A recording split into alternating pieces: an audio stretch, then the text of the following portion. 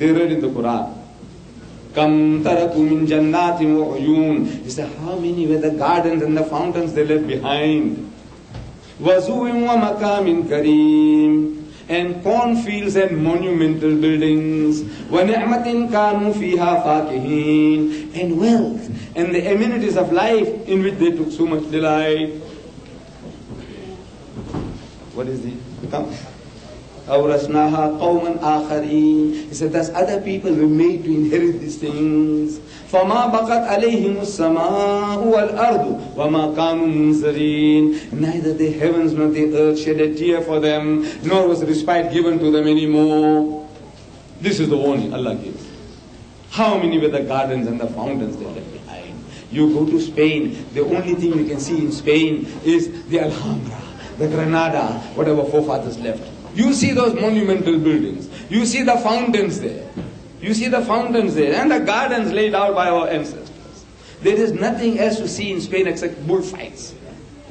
Any other thing to see in Spain is bullfights. You know bullfights. And the castanets. You know the women, when they do their little dance, they do click, click, click. You know they have something in the hands. Besides that, there is nothing in Spain except what our forefathers left. They're reading these verses of the Quran. They're repeating these verses of the Quran. But they are laughing at the Egyptians.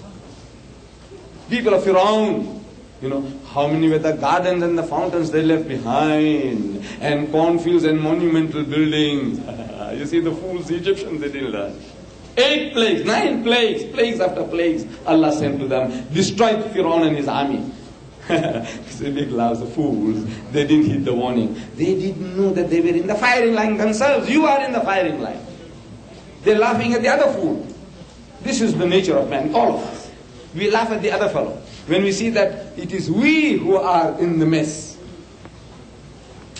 They didn't heed the warning. Allah says, "Fatarabbasu." They did fatarabbasu. Allah says, "Wait," and they waited. For what? For destruction. And destroyed. The Middle East. Under Harun al-Rashid, Mahmud al-Rashid, a veritable fairyland. A veritable fairyland. Baghdad, Samarkand, Bukhara. The scenes that existed then, you can't reproduce those scenes anymore except on film. Hollywood is the only one that can do it. In real life, no more. The beauty, the riches, the opulence, no more. You can't produce those things anymore.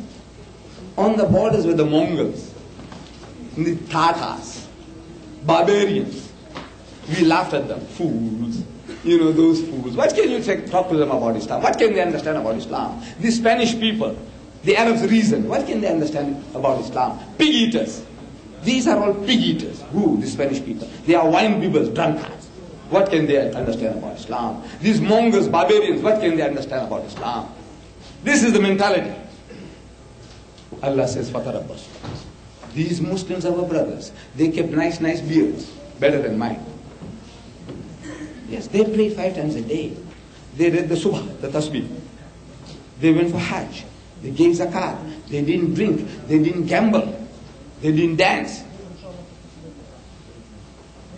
Wonderful Muslims. Good Muslims. Wallah, they were good Muslims. Perhaps as good as us or better than us. But they didn't propagate the faith. They didn't share the faith. With the Mongols, barbarians, what can they understand? I said, your forefathers could. You Arabs? Your forefathers, before Islam, that era we call it Ayyamul Jahiliyyah, the days of ignorance. No? Ayyamul Jahiliyyah, the days of ignorance. These Arabs, our ancestors, you know, they married their stepmothers. Did the Spanish people do that? They buried the daughters alive. Did the Mongols do that? Drunkards, adulterers, gamblers, fratricidal wars. They made the tawaf around the Kaaba absolutely naked. Men and women, not even a G-string. These white women, they put a G-string. You know that little piece. These Arabs, they didn't even have that around the Kaaba. They reasoned very beautifully. They said, what can we present ourselves before Allah that is good enough? He said, so we present ourselves as Allah sent us into the world. Very good logic. They made the tawaf absolutely naked, these Arabs. Allah could transform them through His book, Al-Quran Al-Kareem. With His revelation, He could transform them into a nation of torchbearers and light and learning. He could do that to you. Rubbish. You who married your stepmothers, you who buried your daughters alive, He could change you. He can't change the Spanish people? No.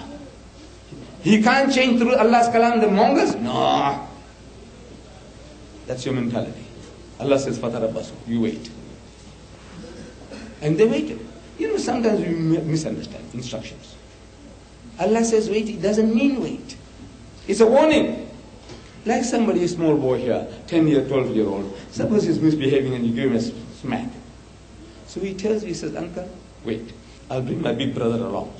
And his big brother happens to be the biggest bully, biggest hooligan in Manhattan. You're going to wait for him? You're going to wait for him? He's telling you to wait. "Uncle, wait." No, that wait doesn't mean wait. He's warning you. He says, "Look, you wait. Let my brother come." No, he will do it right. A Frenchman was learning English, trying to learn English. You see, sitting in a skyscraper, one of your Manhattan skyscrapers, learning English, just come from overseas, mastering English. He's mastering English grammar. And sitting near the window, he hears a shout. "Look out! Look out!" And he looked out, and a brick grazed him. Fortunately, he didn't die. So what's this? He said, "Look out." So I looked out. He says, no, the Englishman said, when he said look out means pass up, be warned, don't look out. Look in. When I say look out means look in, don't look out. Misunderstanding. You think Allah is making us to misunderstand this? No. He's warning us. Look out. Fatarabbasu means look out. Means be careful. Who cares? And this is Allah's law. There is a law. Allah Bari Ta'ala is working according to His own law. He is not bound by any law, but there is a law. Everything according to law. There is a law that Allah puts certain honor. He gives you certain honor, certain position, certain status. And if you do not carry out your responsibilities according to that status Allah gives you, He will, as He says, يَسْتَبْدِلْ قَوْمًا خَيْرَكُمْ. He will substitute in your place another people. ثُمَّ لَا يَكُونُ أَمْثَالَكُمْ. Then they won't be like you. It's an eternal law. In the religious history of mankind, Allah Bari Ta'ala chose the Jews in the first instance. He chose the Jews, the Yahudis, the Bani Israel for His blessings. He sent prophets after prophets to them. He gave them revelation after revelation. Out of the 4 heavenly books we affirm that we believe in. We say we believe in the Torah, we believe in the Zabur, we believe in the Injil, and we believe in the Furqan. Furqan is the Quran. Out of these 4 heavenly books, 75% are Jewish books. Torah sent to Hazrat Musa alayhi salam, a Jew. Zabur given to Hazrat Dawud alayhi salam, a Jew. Injil given to Hazrat Isa alayhi salam, a Jew. Jew. Of all the names we give our children, prophetic names, holy names, we say Musa, Dawood, Sulaiman, Ishaq. These are Jewish names. Jews. We give them not because they are Jewish names, because these are the names of the righteous servants of God. Hazrat Musa alayhi salam, Hazrat Dawood alayhi salam, Hazrat Sulaiman alayhi salam, Hazrat Isa alayhi salam. For that reason we give these names to our children. They are the names of the righteous servants of God. We give our children Jewish names. We believe in 75% of the books. Almost all the prophets that we know, except our Nabi Karim, were Jews, or Jewish background. Allah chose them. Allah tells us in the Quran, Ya Bani Israel, askuru ni'mati allati an'amtu alaykum. This says, O children of Israel, remember the special favors which I did unto you. Wa anni faddaltukum alal alameen. That I preferred you above all the peoples of the earth for my special favors. Allah preferred them. He chose them to become the torchbearers of His light and learning to the world. But they made the religion a racial religion. You have to be born a Jew to be a Jew. You can't become a Jew. You know that? You have to be born one to be a Jew. If you want to, the white man in South Africa, sometimes they fall in love with a Jewish girl, and the Jewish girl, if she is particular, she says, no, I can't marry you unless you become a Jew. So they have to go through a process. They have to master Hebrew. They have to learn more than the rabbi, the priest. And one man, he writes in the newspaper, and at the age of 23, he says, I was painfully circumcised to become a Pakka Jew, complete. And yet he's a 3rd grade Jew. He's still not accepted. You can go through all the process, but you're still a 3rd grade Jew. That's white, not for the blacks. We are blacks. I'm black in South Africa. We are not wanted at all. You black, my brother. You're not wanted at all.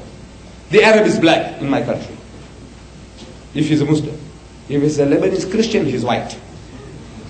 Lebanese Muslim, black. Syrian Christian, white. Syrian Muslim, black. Cypriot Greek is white. Cypriot Turk, even with blonde hair and blue eyes, he is black. That's it. That's a sickness. That's besides the point. We are not discussing that. We'll talk about ourselves.